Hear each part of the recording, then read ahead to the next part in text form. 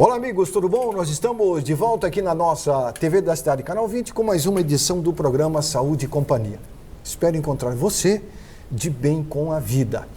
O bate-papo de hoje vai ser muito bacana, vai ser muito legal e eu tenho certeza que você vai gostar do que você vai ouvir aqui no programa de hoje. Nós vamos conversar com uma psiquiatra que está aqui já ao meu lado, daqui a pouco vou apresentar ela, mas antes de apresentar a nossa convidada, para que nós possamos levar um papo legal sobre a área da psiquiatria, eu gostaria de fazer um alerta, mais uma vez, dentre tantos que eu já fiz aqui nesse programa, durante esses praticamente 30 anos de programa Saúde e Companhia.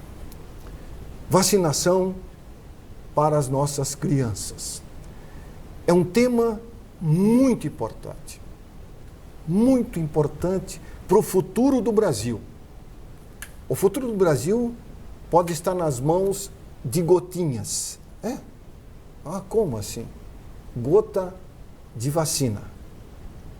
Dentre tantas que nós temos disponíveis, nós temos uma que chama-se a vacina contra a poliomielite. Vacina Sabin, de Albert Sabin. Um cientista que desenvolveu essa vacina para combater um mal chamada poliomielite e que fez e ainda faz vítimas em várias partes do planeta. Em algumas regiões do planeta ainda existem vírus circulando. Em outras regiões houve uma diminuição de quase 100%, graças à vacina. A vacina é fundamental para combatermos esse mal.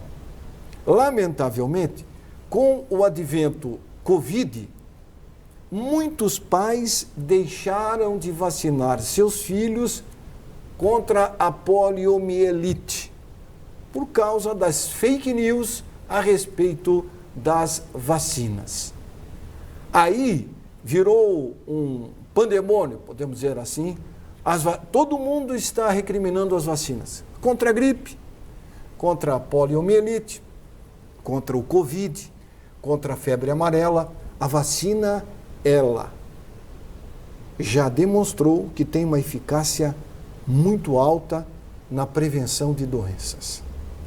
E nós precisamos nos ater a isso. Prevenir é preciso. Aqui em Joinville, para se ter ideia, do público-alvo da vacina, que é até 5 anos, nós temos apenas 38% das crianças vacinadas. A meta pretendida pelo Ministério da Saúde é 95%. Vocês veem o quanto nós estamos distantes da meta. A Secretaria da Saúde faz a campanha, a população não faz a aderência à campanha. No município perto de Joinville, São Francisco do Sul, apenas 25% da população alvo, que são as crianças até 5 anos, foram vacinadas. Uma cidade portuária, turística, que recebe turistas todo dia, que advêm de outras cidades, de outros estados e de outros países e que pode alguém trazer para cá o vírus. E se alguém pode contactar com alguém que tem uma criança pequena que vai passar o vírus para essa criança pequena. Se isso acontecer, vai ser um caos. Então, vacinar é preciso. Não estou querendo caos, não. É alerta. 2 gotinhas salvam vidas. Você quer ver um exemplo? Uma sequela de uma pessoa que não foi vacinada? Eu tenho um vídeo, uma peça publicitária muito bacana de uma prefeitura do Paraná. Vejam e ouçam o depoimento deste médico, pneumologista, que foi vítima da doença. Roda aí, Zé. As sequelas que me pegaram foi plena na perna esquerda, parte da perna direita e parte do braço direito. Eu sou Humberto Goffieri Júnior, eu estou com 62 anos agora e eu fui vítima de pólio aos 9 meses. Eu acabei não sendo vacinado e contraindo a paralisia infantil, a poliomielite. Era um desespero de famílias, de crianças sendo levadas aos hospitais, muitas famílias não tirando suas crianças. E é uma doença que ela pode voltar a ter essa característica. É toda uma vida com muita limitação. A vacina é extremamente segura, né? E você, ao vacinar seu filho, você evita todas essas sequelas. Não é porque você não vê a doença que ela não existe. Então fica esse alerta realmente. Jovens pais, vacine seus filhos para que essa doença permaneça erradicada. Você que é um pai jovem, leve seu filho vacinar. Uma gotinha salva a vida, uma gotinha evita sequelas para o resto da vida. Então fica aí o alerta, leve seu filho vacinar o quanto antes.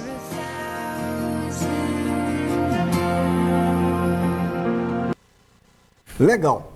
Prefeitura de Cascavel, no Paraná, o prefeito de lá, junto com o secretário, propuseram essa peça publicitária e eu achei muito interessante. Recebi de um amigo meu, que é médico.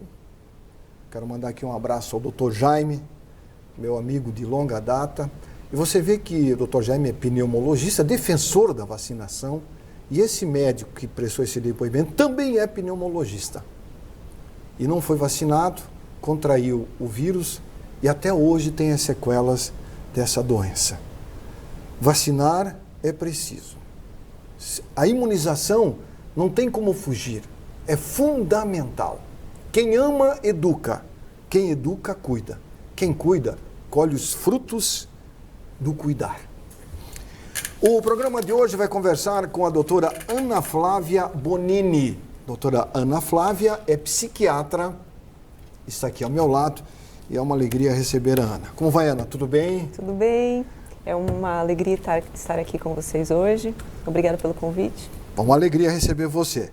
Você que atua num serviço muito importante, serviço público, e que atua também numa clínica especializada em distúrbios do sono, que é a São Marcos Pneumologia. Sim. Ana, você é médica, todo médico, ele pode ser de uma especialidade única, mas ele é médico. Sim. Ele estudou medicina e depois ele direcionou aquele estudo de 5 anos para uma especialidade, foi o seu caso. Sim. Você tem uma especialização numa área de HIV, infectologia, e também numa área denominada psiquiatria. Você, como uma cidadã brasileira, uma pessoa que pesquisa, porque eu sempre digo, o médico, quando ele se forma, ele não para ali, né? Ele continua a trabalhar. Eventos científicos, ele participa de congressos e por aí vai. Como é que você vê, como médica, essa aversão, entre aspas, por algumas pessoas, e não são poucas, com relação a vacinas, Ana?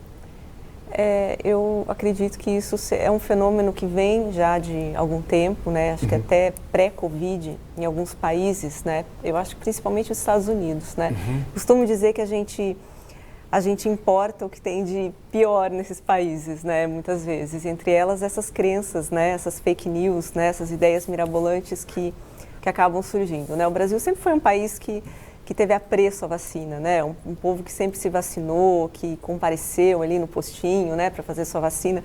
A gente sempre tomou, eu até lembro na minha época de escolar, né, que a gente tomava vacina na própria escola. Com a pistola, né, Ana? Com a pistola. Isso. E nossos pais ficavam sabendo que a gente foi vacinado depois, assim, não existia nem sequer um aviso prévio em alguns casos, porque era normal, né? Ninguém oferecia resistência que seu filho fosse vacinado, nenhuma criança tinha receio e tudo bem, né? As carteirinhas eram recheadas de vacinas, né, desde pequeno. Mas eu acho que isso ficou mais evidente agora na época da Covid, devido a essas fake news todas que acho que todo mundo recebeu, né, até eu que sou médica, colegas médicos receberam, né. Eu atendo pacientes até hoje, eu gosto de perguntar para todo mundo, tanto na área da infecto quanto na área de psiquiatria, né, se o paciente está vacinado, quantas doses tomou, porque eu acho que a gente tem esse papel também de educador na saúde, né, em todas as áreas, porque como o Irivan disse, a gente é profissional da saúde, né? Eu acho que a gente tem que oferecer ao paciente esse tipo de educação, porque não é todo mundo que sabe também, não é todo mundo que tem acesso, né? Fácil, né? A internet, as informações, a TV. Então eu gosto de perguntar, e aí, tomou? Às vezes a pessoa, tomei 2, então vai lá fazer terceira, eu dou aquela orientada, aquela puxadinha, né? Eu vou então. Falar, vai ali na central de imunização e toma, né? Eu gosto de fazer assim. E a gente acaba convencendo os pacientes, né? Às vezes, explicando direitinho que que é importante, que foi graças à vacina que se conseguiu reduzir drasticamente o número de casos graves e de óbitos, né, de internações por Covid. Então, essa é a maior evidência que pode existir, é essa, né, que a gente está vendo aí na realidade. E eu ainda me surpreendo com pacientes que chegam e não tomaram nenhuma dose, né? Eu pergunto, eu costumo questionar, né? não tomou por quê, né? Me surpreendo, né? Aproveito o ensejo ali para perguntar, né? E aí a pessoa sempre demonstra essa crença, dá para perceber que ela foi uma vítima de fake news, né? Que ela recebeu alguma mensagem dizendo que a vacina mata, que a vacina ofereceria riscos à saúde, né? Ela tem medo e por medo, né, coitada, ela acaba não fazendo, né? Então acho que a gente tem que desconstruir isso, né? E é difícil. Eu acredito, Ana, que é mais difícil tu fazer a pessoa mudar de ideia e tomar a vacina do que você dizer, a pessoa dizer, eu tomei e estou bem. Tu entendeu como é que é? Sim. Porque quem foi infectada pela fake news não volta atrás. Sim. É raro. Ele vai seguir sempre aquele princípio da mentira. É contagioso mesmo, contagioso. Né? O que é lamentável, né, Ana? Porque o futuro é hoje, né? Eu sempre digo, o futuro é agora que você está vivendo. Que a gente está construindo, né? Exatamente. O amanhã é incerto, porque a gente não sabe o que vai acontecer daqui a um minuto. Eu até falo para os pacientes, olha, eu tomei 4 doses. Eu tô aqui bem, peguei Covid, mas foi um quadro mais brando. Mais leve. Mais leve, né? E Tranquilo. não só Covid, como a gripe. Quando surgiram os primeiros estudos, eu lembro, para implantar a vacina contra a gripe no Brasil, contra o vírus influenza, eu falei isso aqui já mais de uma vez e vou repetir.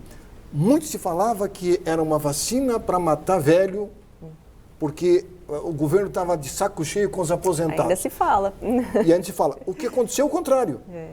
A média de idade do Brasil era de 50 anos de idade, 52, antes da vacina contra a gripe. Hoje é 78 anos.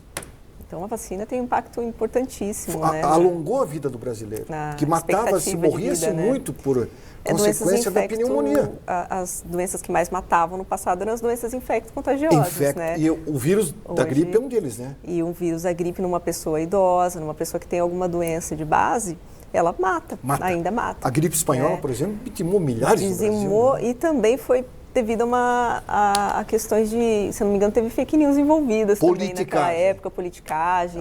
Teve uma marcha contra a vacina, aquela coisa toda. Então, ou seja, é um passado que não é tão longínquo assim, não é tão distante, e a gente viu no que deu e está reproduzindo ainda, né? E nós parece que queremos voltar no tempo para viver aquela época. E não é o caminho, né? Não tem porquê mais, né? Com todo o desenvolvimento, tecnologia. É igual essa da gotinha contra a poliomielite. Eu não consigo entender um pai jovem, um casal jovem, com uma criança de 3, 4 anos ou 5 de idade, se negar de levar o filho para tomar 2 gotinhas de vacina.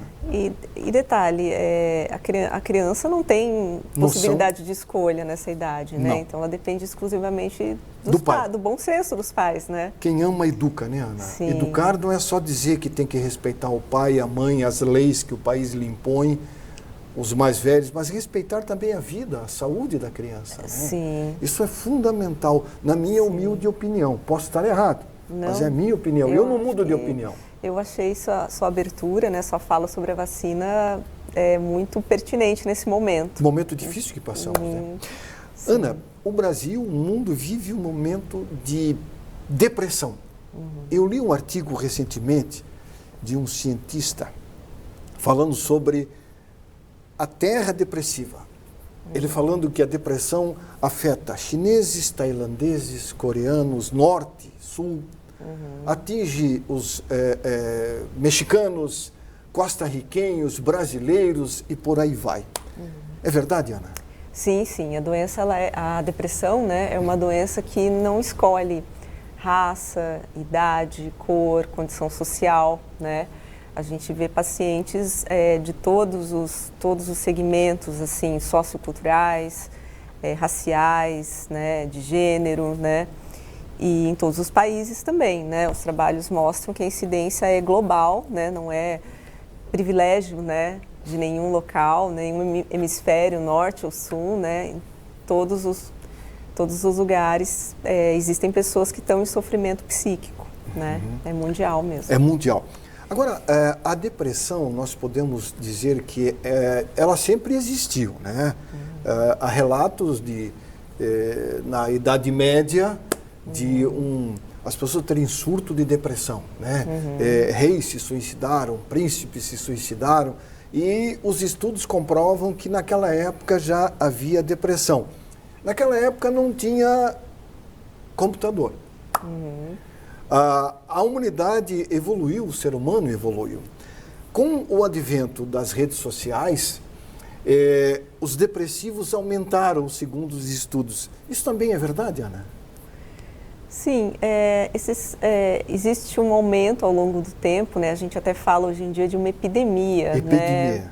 Uma pandemia, né? Porque é mundial, né? De depressão, né? A gente não usa o termo porque não é uma doença assim contagiosa, né? Mas em termos de incidência, né? De prevalência, né? De pessoas com depressão, ela é global, né? E realmente a gente tem notado um aumento importante, né, de casos de procura, né, pelos serviços de saúde mental, né, psicólogos, psiquiatras, tanto no SUS quanto no setor privado, né.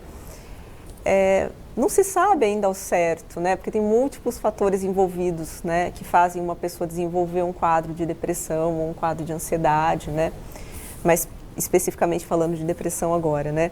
Mas o que acontece, eu acho também, que as pessoas estão buscando mais, eu tenho também essa impressão, né? Que fala-se mais sobre o assunto hoje em dia, porque se sabe mais, se estuda mais hoje, né? Até eu falo que as redes sociais, a internet, ela tem um lado bom e um lado negativo, né? Um lado muito positivo, que eu acho também muito importante, é que as pessoas se informam muito pela internet, hoje em dia online, pelo YouTube, por vídeos, até por influenciadores, né? Que disseminam informações, algumas informações boas e outras, né, não tão boas, mas as pessoas buscam, né, informação. Então é muito comum que o paciente chegue para a gente já tendo lido sobre aquela patologia, né, aquela condição, aquele transtorno que ele suspeita ter. Ele já buscou no Google, né, como eu digo, o Dr. Google, né, ele é sempre o primeiro a ser consultado. E eu não critico os pacientes, porque a gente usa o Google para tudo, porque a gente não usaria também para entender o que está se passando com a gente, né? Eu acho que é uma coisa natural. Então, hoje em dia, eu acho que se fala muito, né? Hoje em dia, em todos os lugares que a gente acessa, que a gente está se falando em depressão, em ansiedade, agora o mês, né, de setembro, no suicídio, as pessoas famosas estão trazendo isso, estão assumindo, né, que possuem transtorno bipolar, depressão, né, dependência química. Eu acho que está se trazendo mais à tona também, né? E eu acho que a gente vive num mundo muito, também hoje em dia, acelerado, né? Com muitas cobranças, né? Não cobranças externas e cobranças internas também, né? Que eu acho que é até pior. Agora com a pandemia nem se fala, houve um aumento assim... Esse enclausuramento, né? Deixou muita gente... A nova onda da Covid é a onda na saúde mental, né? Exatamente. O intra e o pós-Covid aí, né? Porque foi um tempo fora do comum de isolamento, que todo mundo foi obrigado a viver, as crianças, os adolescentes, né? Que foram privados de uma fase que é tão importante aí, né? Ter vivências escolares, aprendizado. E nós também, né, todos, né, perdemos esses momentos essas válvulas de escape, né, de encontrar os amigos, encontrar a família, encontrar as pessoas que a gente ama, né. Então foi um corte ali abrupto que aconteceu e que a gente sabe que rede de apoio, convívio social é uma proteção também contra a ansiedade, contra a depressão. É uma ponte, né, para você buscar, de repente, a gente orienta auxílio, muito, né? Uma orientação exato. devida. E com esse isolamento, né, acredito que as pessoas buscaram menos, né? Até os serviços de saúde mental, que já estão sobrecarregados em geral, né? As pessoas ficaram desassistidas, né? Que foi priorizado o Covid, né? Com necessidade, né? Na época. E é um tema que por mais que você explique ou tente colocar às pessoas, às vezes as pessoas não querem entender, né? Porque quando se vive uma pandemia, ela é um momento e depois tem a ressaca da pandemia. É igual uma bebida, você enche a cara hoje, amanhã você vai ter ressaca, você não tem a menor dúvida. Exatamente. De cada 10 que enche a cara, 11 tem ressaca. Então, a pandemia foi um exemplo, depois vem o pós-pandemia. Aí as pessoas querem recuperar o que, entre aspas, perderam durante a pandemia e não tem como, porque o que passou, passou. Você não tem como acelerar o tempo, você não pode diminuir o relógio. Você tem que seguir o tempo no seu tempo. Em frente, né? Agora, né? É isso aí. Ana, nós temos um intervalinho rápido. Certo. Nós vamos falar depois do intervalo comercial sobre os sintomas clássicos de uma pessoa que está com depressão. Como é que ele se comporta? Ele de repente, dá um sinal de que ele está cansado. O cansaço pode ser um sinal de depressão. Insônia pode ser sinal de depressão. A pessoa fica agitada, pode ser um sinal de depressão. Doutora Ana, nossa convidada de hoje, vai responder essas perguntas após o intervalo comercial. Intervalinho rápido, o Saúde e Companhia já volta. Muito bem, estamos de volta com o programa Saúde e Companhia, hoje conversando com Ana Flávia Bonini. A Ana Flávia é psiquiatra e também atua na área de infectologia. Só lembrando que nós temos os nossos 3 endereços, se você quiser mandar aí a sua sugestão para um tema para ser abordado aqui no programa, você pode mandar nesses 2 endereços que tem na telinha ali, o meu e-mail e o meu WhatsApp, ok? Vamos ter o maior prazer em atender a sua solicitação. Ana, falamos de depressão, ansiedade.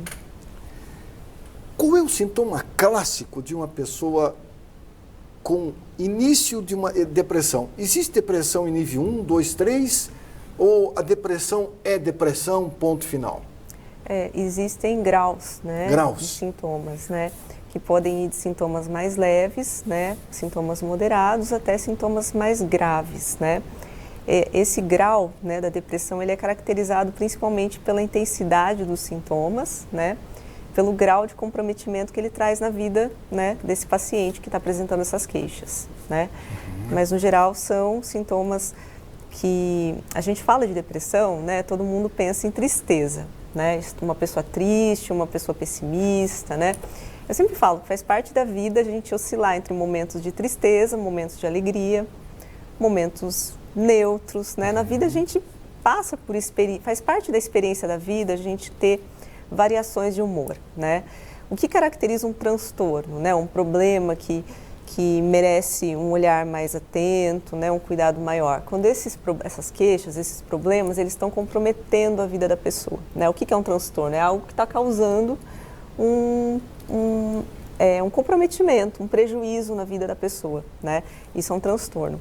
Então, a pessoa com depressão, ela além da tristeza, né, além do humor assim deprimido, né, depressão, humor deprimido, tem outras coisas que são bem marcantes que muitas vezes são até mais importantes do que a tristeza, né? Que é, por exemplo, a perda de prazer nas atividades, né? A pessoa gostava muito, por exemplo, de ler, de ver filmes, de sair para passear, ir no shopping, né? E de repente ela perde a vontade, ela não se reconhece, né? Doutora, eu não estou me reconhecendo, né? Eu sempre gostei de sair, eu sempre gostei de ver meus amigos, minha família, agora eu não tenho vontade, eu tenho vontade de ficar quietinho, sozinho, né? A comida, eu tô comendo, não estou sentindo aquele prazer que eu tinha antes, aquele sabor, né?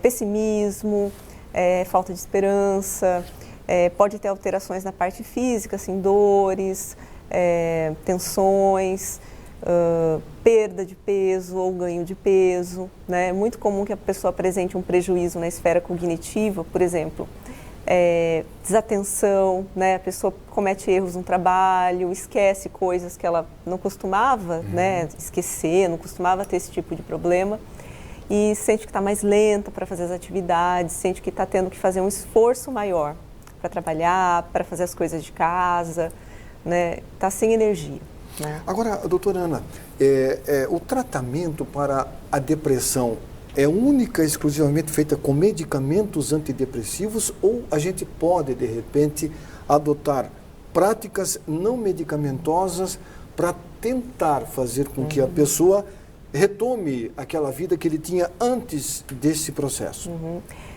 Assim, Irivan, tem casos de depressão leve, né, em que um acompanhamento com psicólogo, né, uma psicoterapia pode realmente resolver, né? Terapia, atividade física, né, medidas comportamentais podem ser suficientes, né? Pode acabar dando conta ali das queixas e realmente ter uma melhora, né? Geralmente, casos moderados a mais graves, é necessário o uso de medicação para que o paciente tenha uma melhora mais rápida, porque como a depressão ela traz muitos problemas que estão dificultando muito a vida da pessoa mesmo. Então a pessoa está com dificuldade de fazer as coisas, está se sentindo muito mal, até fisicamente falando, não só na parte psíquica, né? Então a medicação entra aí para acelerar esse processo, né? Vai fazer alterações químicas, né? Hoje em dia a gente tem medicamentos que são bem seguros, que são bem tolerados pelos pacientes, que os pacientes usam assim com muita tranquilidade, muita segurança, né? Esses medicamentos, desculpa interromper você, eles vão agir como se fosse um despertador no cérebro da pessoa, assim, acorda, a vida é melhor assim e tal, é mais ou menos assim? Mais ou menos isso, né? Eles vão fazer algumas alterações, alguns neurotransmissores, né? Que é a química cerebral, né? Que vai fazer com que aumente a disponibilidade de alguns neurotransmissores, fazendo com que a pessoa tenha uma melhora desses sintomas, né? Então a pessoa vai sentir um bem-estar, uma tranquilidade, vai regular melhor a parte do sono, apetite, né? Todas essas funções também estão alteradas na depressão. Esses medicamentos mais modernos, eles não causam dependência, doutora Ana? Não, os antidepressivos, eles não causam dependência, né? Tem muito paciente que quando fica com medo, né? Fica com muito medo, porque como o tratamento é prolongado, né? Os pacientes fazem o tratamento aí por 6 meses, 9 meses, 1 ano, às vezes mais, dependendo do paciente. É muito comum que exista esse receio, né? Eu vou tomar um remédio, vou ficar dependente, como vai ser quando eu parar? Né, eu vou sofrer, né, eu vou ter uma abstinência? A resposta é não. Né, não existe, até porque quando a gente for fazer a retirada desses medicamentos, a gente vai fazer de uma forma gradual, né, de forma a não ter nenhum desconforto da parte física, da parte química, né, do desmame dessa medicação, né, mas eles não causam dependência. É bom falar sobre isso porque quando nós falamos em tratamento psiquiátrico, muitas pessoas confundem achando que o médico psiquiatra é um médico que trata de transtornos de loucura. Sim. E não tem nada a ver. O médico psiquiatra, ele atende problemas com comportamentos, de pessoas com comportamentos alterados, né? Sim, a gente atende todo tipo de transtorno, né? Desde transtornos... quadros mais leves, assim, como uma ansiedade mais leve, até uma depressão mais leve, até uma depressão mais grave, até um caso de esquizofrenia, de transtorno bipolar, de dependência química, né? Mas assim, tinha-se aquela imagem, né? Até os psiquiatras sofrem um pouco com essa imagem, né? Certo, a gente fala que vai fazer psiquiatria, né? Fala todo psiquiatra é louco. Então a gente ouve isso desde a faculdade, até os colegas fazendo piadas. E na verdade, não, né? Isso é um estigma que a gente precisa acabar urgentemente, né? Passou do tempo já que... porque estigmas, eles levam à exclusão. Exatamente. Né? Eles levam à exclusão. Eles fazem com que a própria pessoa que está precisando daquele serviço, daquele profissional, não busque por medo de também ficar estigmatizado, né? Então a gente vê que o paciente ele procura a gente em geral, né, via de regra, quando ele já acumulou muitos prejuízos na vida, né? Quando sofreu bastante, já deixou de fazer muita coisa, já tentou melhorar de outra forma e não foi possível, né? Então a pessoa ela chega já num estágio, às vezes, assim, até avançado, né? E aí fica mais difícil e realmente, buscar uma solução. Em alguns casos, a resposta ao tratamento acaba sendo inferior, né? Acaba levando mais tempo para a gente atingir o resultado que a gente quer, né? Para o paciente. Então, isso tudo é um atraso, né? Essa questão do estigma, essa questão da psiquiatria, o tabu, é um atraso, assim como não vacinar, né? A gente precisa estar aberto e buscar ajuda sempre que necessário, né? O objetivo é realmente que a pessoa se sinta melhor. Ana, todo depressivo é ansioso e todo ansioso pode ser depressivo ou não tem uma coisa a ver com a outra? Tem, de certa forma tem bastante a ver, porque é muito comum que pessoas com depressão possam experimentar alguns sintomas de ansiedade, né? Frio na barriga, dor no peito, uma sensação de angústia, né, que é muito de ansiedade, né, é muito comum que, é até mais comum isso, né, que a pessoa com depressão apresente alguns sintomas de ansiedade também. E pessoas que têm um transtorno de ansiedade, devido também ao acúmulo de prejuízos que ela vai acumulando, né, da limitação que ela vai tendo devido à ansiedade, ela pode vir a desenvolver um quadro depressivo também. É comum? É bastante comum. É bastante Agora, comum. Quando nós falamos sobre depressão, o transtorno bipolar, vamos fazer um quadro, depressão. Depressão é uma doença. E do lado vamos fazer subdoenças. O transtorno bipolar pode ser consequência de uma depressão? Na verdade, o transtorno bipolar, ele engloba, né, períodos de variação de humor, né? Em geral, o paciente com... Qual a diferença? O paciente com transtorno bipolar, além da depressão, né, que é muito frequente que ele tenha uma depressão bipolar, ele apresenta períodos de ativação, que a gente fala, né, que são períodos em que a pessoa fica mais acelerada, mais agitada, com humor expansivo, né, falando muito, fazendo muitas coisas, um excesso de energia, sem necessidade de dormir, né, ocorre uma mudança na linha de base de comportamento daquela pessoa. A pessoa vinha com um tipo de humor, de repente a coisa sobe, né, aumenta. E a depressão é o contrário, o humor para baixo. Então, no transtorno bipolar, a pessoa, em grande parte dos casos, ela apresenta episódios depressivos. Muitas vezes o que leva o paciente com transtorno bipolar a buscar ajuda é a depressão, né? Porque é o que está trazendo mais problema ali, mais sofrimento naquele momento. Mas a gente tem que estar atento se isso é uma depressão pura, né? Ou se ela é parte de um outro quadro, né? Do transtorno bipolar.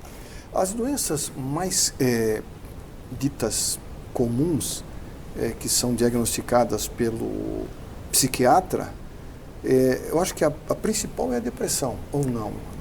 As que a gente mais vê assim, no dia a dia da clínica, né, é depressão e ansiedade. As duas? Assim, em termos de quantidade assim, de pacientes, né? Mas em homens ou mulheres, Ana? Olha, a gente vê a incidência da depressão é maior em mulheres. Mulheres? Mulheres. Isso no mundo todo, assim, é uma estatística que não nos favorece nesse sentido. Por quê?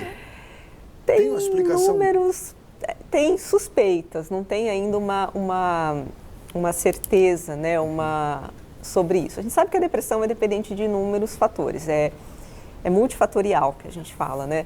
Desde a história do paciente, experiências de vida, o contexto no qual ele está inserido, né, a parte ambiental, até questões genéticas, hormonais. Hormonais. Né? E nisso, né, existe uma diferença significativa entre homens e mulheres.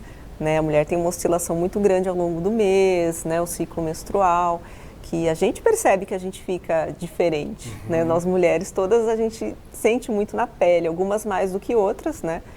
Mas a gente sente que o nosso humor varia um pouquinho. Então, e tem também questões históricas, né, sociais, no sentido que a mulher ela recebe uma educação diferente do homem, né, em inúmeras áreas, né? E esse papel social da mulher também, eu acredito que a coloque em risco maior para ter depressão. Agora, tratar uma mulher depressiva é mais difícil que tratar um homem depressivo? Não necessariamente, não. Eu imagino assim, a pessoa aceitar. Às vezes a pessoa tem que aceitar que tem um problema para ele poder buscar uma solução. Sim. E muitos depressivos não aceitam a doença, né? Ele Sim. tem a doença, o quadro diagnóstico dele é um quadro depressivo, mas ele não aceita que ele é depressivo. Existe a crença ainda, né? Eu vejo isso. Os pacientes trazem isso pra gente, né? De que a depressão como se ela fosse vista como uma fraqueza, né? Uma fraqueza no sentido assim, eu não fui forte o suficiente, então eu fui pego pela depressão, né? Eu não tive, principalmente fé, né? Se fala muito, né?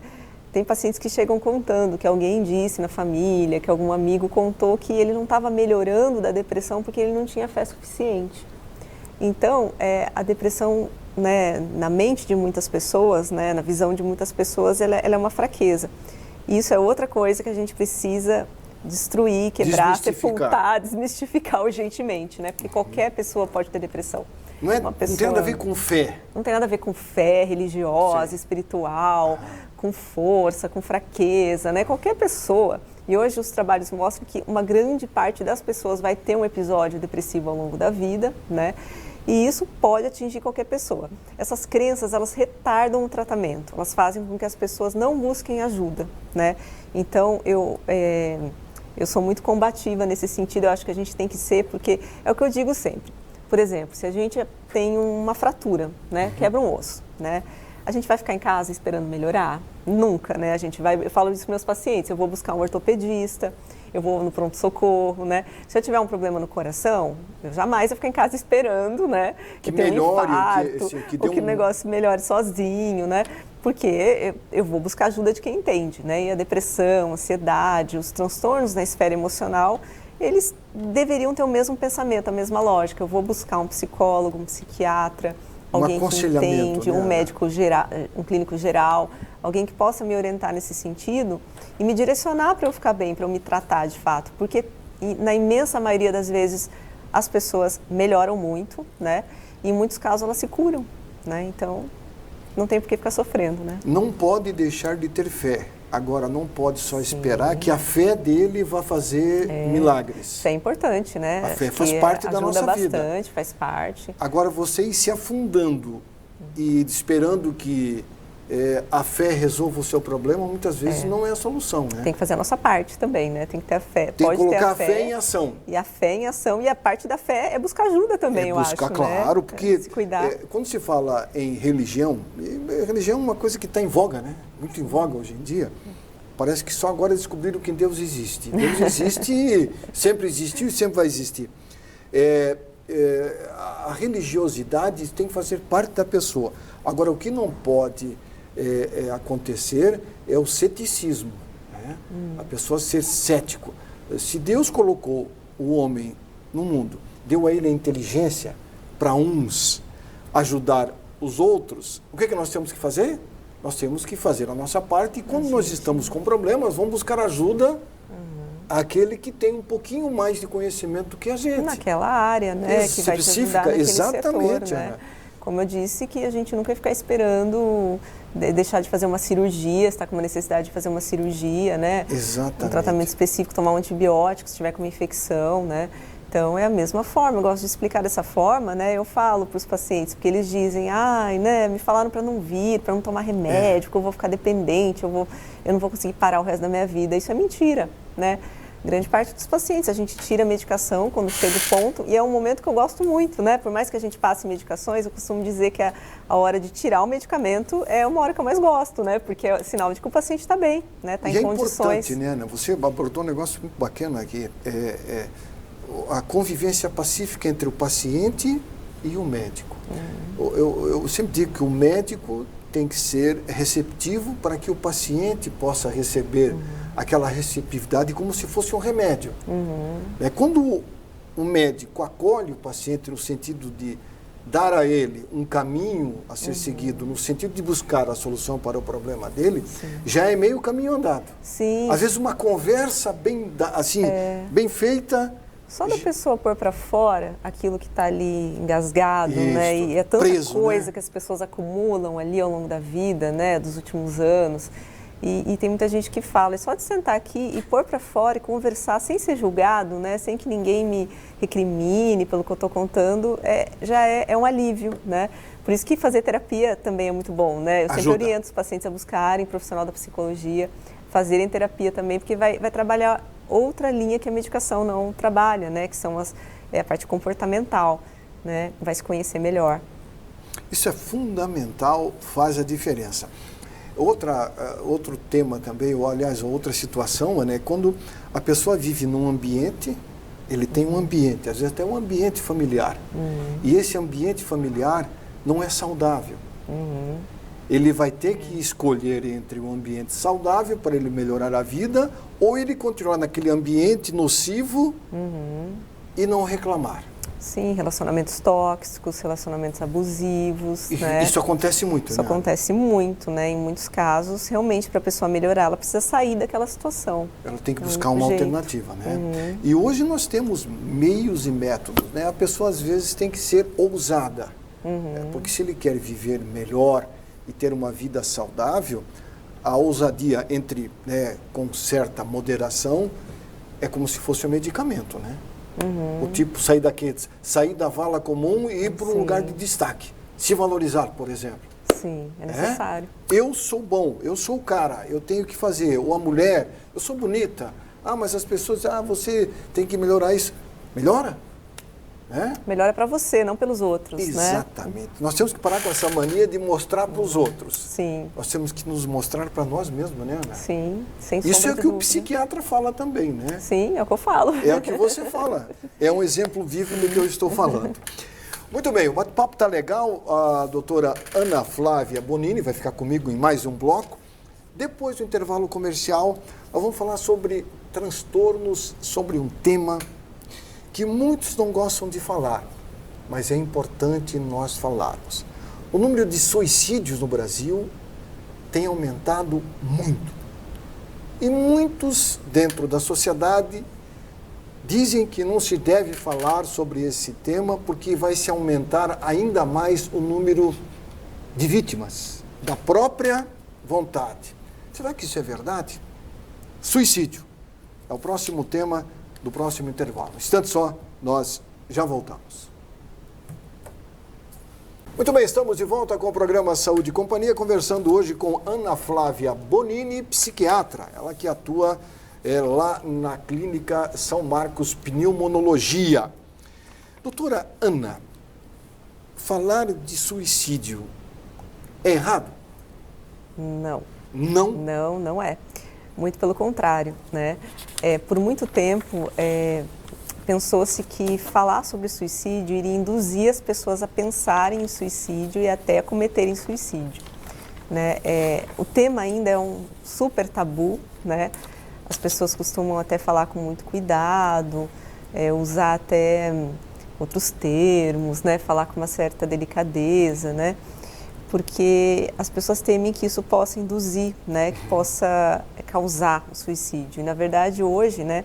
Os especialistas em suicídio, né? Tem os suicidologistas, que são pessoas que estudam, né? Os fenômenos associados ao suicídio, né? As pessoas orientam que a gente fale sobre o assunto e que a gente dê essa abertura, principalmente para que as pessoas falem. E não, porque não falar não quer dizer que as pessoas não vão cometer. E falar também não quer dizer que você vai induzir, vai dar ideia ruim para as pessoas, né? Não tem nada a ver. Tanto que quando morre alguém por suicídio, é muito pouco comum que seja divulgado, exato, né? Não é divulgado, tem até uma questão na própria mídia, eu acredito, né?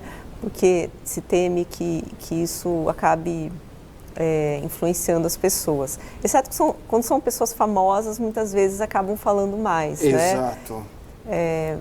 Sobre o assunto, né? Mas é sempre um tabu, sem dúvida, mas falar é importante. Agora, é verdade, Ana, que quando a pessoa vai tentar o suicídio ou vai cometer o suicídio, ele dá sinais de que ele está propenso a fazer aquilo e que ele, de repente, quer ajuda, mas ele não consegue fazer com que aquela vontade de pedir ajuda se transforme em palavras. A psiquiatria explica isso, Ana? É bastante comum que pessoas que chegaram a consumar o ato, né, que chegaram a morrer por suicídio, elas tenham dado pistas, né, elas tenham dado indícios, né? É muito comum que as pessoas próximas, elas, depois que passou, elas lembrem de algumas coisas, alguns detalhes, algumas coisas que a pessoa comentou, né? Que ela andou dando algumas pistas de que não estava bem. Nem sempre a pessoa fala que quer se matar. Muitas vezes a pessoa, ela pode dizer que ela gostaria de deixar de existir, né? Ela tem um desejo de sumir, né? E são pequenos sinais que a gente tem que olhar com muita atenção. Por exemplo, quando a gente está atendendo um paciente, é bom a gente questionar isso, né? Na psiquiatria, a gente não tem aquela coisa de, eu não vou falar ou vou falar com cuidado. Não, é bom que a gente fale, né? O paciente, ele se sinta acolhido, caso ele tenha vontade, ou já tenha passado pela cabeça dele, ele vai começar a falar do assunto, a gente vai se mostrar receptivo a falar sobre o assunto, não vai tratar aquilo como um tabu, né? E muitas vezes a gente consegue, falando sobre um assunto, detectar o problema, acolher. Às vezes a pessoa precisa de alguém para conversar, né? É muito bom que o paciente tenha esse suporte, né? Pessoas que estão ali para ouvir, né? E durante a consulta a gente conversa sobre isso, inclusive. A gente detecta o perigo, né? Nessa fala. Acredito. E o que mais impressiona, Ana, é que os números sobre depressão, ou perdão, sobre o suicídio, ele invoca adolescentes, né? Os números de cada 100 suicídios, 95 é de adolescentes. Tem uma explicação para isso? Tem sido, os níveis nos últimos anos, eles têm sido né? alarmantes, assim, em adolescente, né? E é complicado porque não tem ainda uma causa, assim, definida, que é aquilo que está causando para a gente agir naquilo, né, especificamente, né? Mas o que a gente tem que orientar é que os pais fiquem ligados, que observem, né, que estejam por dentro do que está se passando com os filhos, que a escola também esteja atenta, né, que é uma parte que a criança ou adolescente passa uma grande parte do tempo, que os amigos estejam atentos, né, a turma esteja atenta. Por isso que falar, né, fazer psicoeducação é muito importante, porque toda a comunidade estando engajada nisso, nesse assunto, né, nesse cuidado com a saúde mental, a gente também está cuidando do outro, de quem está em volta da gente, né, porque não existe uma medida específica, né, que é preventiva, mas existem várias coisas em volta, né? Esse cuidado, essa coisa de saber o que o filho está fazendo é muito importante também, não deixar só para a escola, né? Mas estar por dentro, ter uma amizade, criar esse vínculo com o filho, a ponto do filho se sentir à vontade e não sentir medo de ser julgado, medo de ser punido, né? Que muitas vezes acontece isso em casa, né? Às vezes o filho é deixado em segundo plano porque o pai e a mãe não têm tempo para conversar e para ouvir o filho. Está todo mundo trabalhando muito, Exato. né? Correndo atrás das coisas e porque está difícil mesmo, as coisas estão difíceis, né? E acaba chegando em casa cansado, né? Perdendo um pouco esse vínculo, né? Conforme a criança vai virando adolescente, né? Então é importante não menosprezar isso, porque uma conversa, uma abertura, né, muita coisa já pode servir de assim, para acender uma luzinha vermelha, né? Tipo assim, ó, a coisa não está legal. Tem muitos né? pais que levam, né, seus filhos adolescentes no psiquiatra porque foi numa conversa dessas que detectou algum perigo, né? Olha, a gente estava conversando de uma coisa e minha filha comentou que eu já pensou em morrer, assim, do nada, sabe? A pessoa comenta. Então, hoje em dia, né, a pessoa então, peraí, vamos ver o que é isso. Aí começa a conversar, começa a ver que tem mais coisa, que aquela adolescente já está passando por outras situações na escola ou em casa, já está se sentindo mais triste, sem vontade de fazer as coisas, né? Porque muitas vezes eles conseguem camuflando também no dia a dia, né? Conseguem. Tá indo para a escola, a nota tá ok, não está demonstrando nada, até porque a pessoa também que está com quadro, por exemplo, né, de depressão, ela é uma pessoa que está se esforçando em geral, né, para não deixar aquilo transparecer para não ir para o buraco, né? A gente tem um instinto de sobrevivência, todo mundo tem. Todos nós não temos. Existe ninguém que não tenha, né? Por mais que a pessoa fale, eu quero morrer, a gente tem aquilo dentro da gente, da sobrevivência. A defesa. Chegar alguém aqui atrás de mim, eu vou fazer isso, né? Natural. A gente nem pensa, né? Então, na verdade, eu sempre acho que o diálogo é o caminho melhor. E é algo que está faltando hoje para muitas famílias. Sim, falta. A gente ouve depoimentos de jovens, adolescentes, que não conseguem mais conversar com os pais. Que ficam só no celular, né? Exatamente. No o iPad, celular é importante? Ele é como se fosse hoje parte integrante da família, né? Hoje tem pai que conversa com o filho através do celular na mesa de jantar. Tem que ter limites também, né? Eu acredito que a família, o pai e a mãe, eles têm que impor limites, né? Quem ama educa, quem educa cuida e colhe os frutos da boa educação, né? Porque não tem coisa pior do que depois o pai recebeu uma notícia triste que o filho cometeu um suicídio, ou que a filha cometeu um suicídio. Aí o pai vai se culpar, aí o pai vai entrar em depressão e a mãe, porque não deram a devida atenção quando ele estava vivo. Então que se faça isso enquanto está vivo. Enquanto estamos aqui, né? Mesmo que haja algumas barreiras, às vezes por parte do jovem, de não querer conversar, mas insista, não é? Sim. Água mole em pedra dura, tanto bate até que fura, Se aproximar, sem julgamento, isso, né? Exato, sem julgamento. Sem julgar, sem punir, porque realmente o adolescente, acho que ninguém gosta de ser julgado, ninguém gosta de ser criticado, né? E na adolescência, acho que é uma época que a gente fica mais sensível a isso, né? Exato, em a geral. fase de descobertas, né? As coisas são mais amplificadas, parece que elas são mais intensas nessa fase. Já é uma fase difícil por si, para todo mundo, até para quem não está enfrentando um problema na saúde mental, já é uma fase atribulada, né?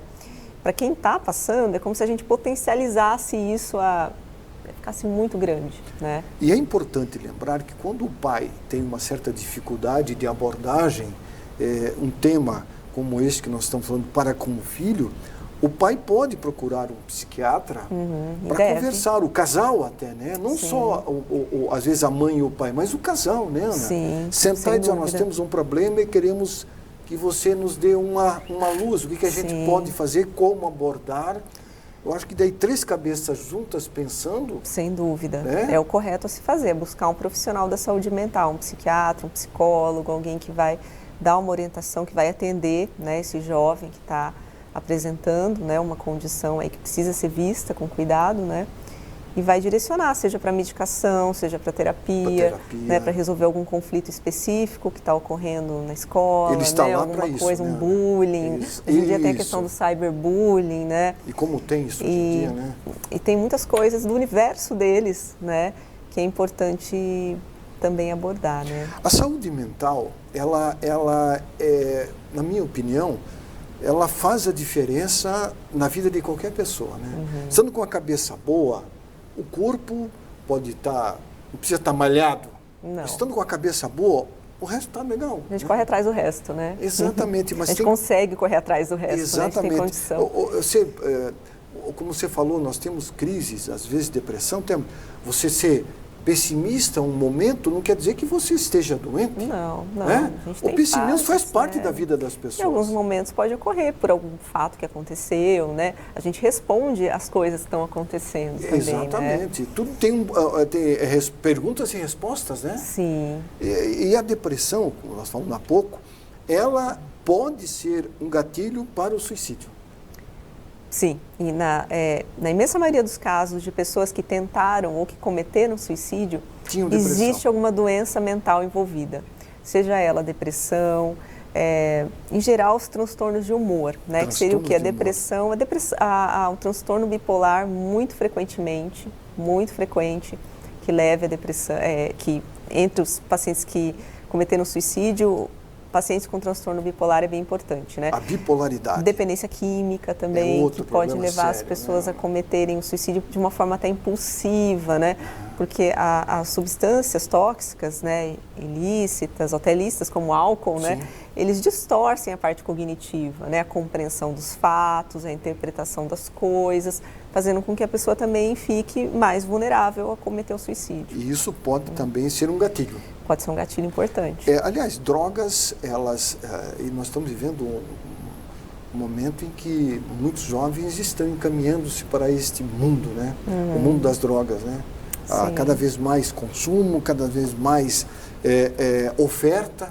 E isso na adolescência é particularmente mais problemático. Porque é um cérebro que está em formação, né? Um corpo que está em formação, né? Tanto menina quanto menino, né? Sim, independente do gênero. Depende e o risco da pessoa sofrer uma alteração psíquica e cometer um suicídio Sim, porque o cérebro ainda se desenvolvendo, uma personalidade se desenvolvendo, lidando com uma fase difícil da vida, né, e buscando talvez um alívio, né, em algo que não é o correto, mas é o que está mais acessível, né, uma droga, né, que algum colega oferece, ou que usa numa festa, né, e que pode servir o gatilho para alterar o comportamento no sentido, não aquilo que a pessoa está buscando, né, que é se sentir melhor, mas para pior. Né? Geralmente é o que acontece, né? Tem uma frase que estava estampada num ginásio de esportes aqui em Joinville. Esse ginásio ele está fechado, se você não conhece, fica bem no centro da cidade, Abel Schultz. Você sabe onde é que é? Sim. E eu me lembro quando menino eu ia assistir jogos de futebol de salão e tinha uma placa assim atrás do gol lá, bem grande. Mens sana in corpore sano. Mente sã em corpo são. Essa frase me marcou, sabe, Ana? E eu uso muito ela. Mente sã em corpo são. Se nós mantermos a mente sempre livre, né, de coisas ruins, nós vamos viver muito bem. Sim, sem isso que pregou o próprio psiquiatra também? Mente sã em corpo são? Totalmente. Totalmente. Eu vou puxar a sardinha pro meu lado, né? Mas é verdade. É verdade. Não, mas eu gosto de que quando o médico diz assim, não é certo. Não, é. Eu não sou dono da verdade. A mente estando bem, eu costumo dizer que a grande ostentação hoje em dia, né, a gente está com a saúde mental boa, em dia. Isso não é ter um carro de luxo, uma bolsa de grife, principalmente agora com pandemia, crise econômica, uma série de coisas está acontecendo, acho que está com a saúde mental boa é a maior ostentação que alguém pode ter. Feliz. Estar a felicidade. Feliz, estar em paz, né? Estar em paz é um luxo. É um luxo. Ana Flávia Bonini, obrigado. Eu que agradeço a oportunidade de falar de um tema tão importante. Fica o convite para uma outra vez você vir aqui ao programa. Vamos falar sobre o trabalho que você faz na Secretaria da Saúde sobre HIV, que é um tema muito bacana, importantíssimos abordarmos também. Saúde a você. Igualmente, obrigada. Mensana Incorpore Sano. Sim. Grande abraço. Obrigada. Muito bem, o programa fica por aqui, volta semana que vem. A todos um abraço, uma boa semana e não esqueça, faça a coisa certa, porque o certo é fazer o certo. Até a semana que vem. Tchau.